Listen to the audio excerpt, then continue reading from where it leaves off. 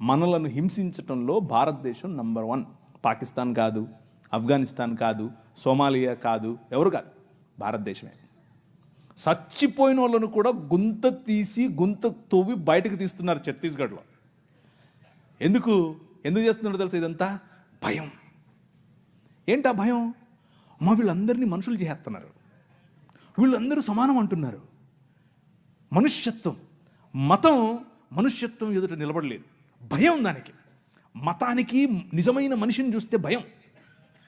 నిజమైన మనుష్యులను తయారు చేసేటటువంటి దేవుని రాజ్యం, నిజమైన మనుష్యత్వాన్ని ఈ ప్రపంచంలో వెలుగుగా ప్రకాశింపచేయటానికి పిలువబడినటువంటి దేవుని రాజ్యం.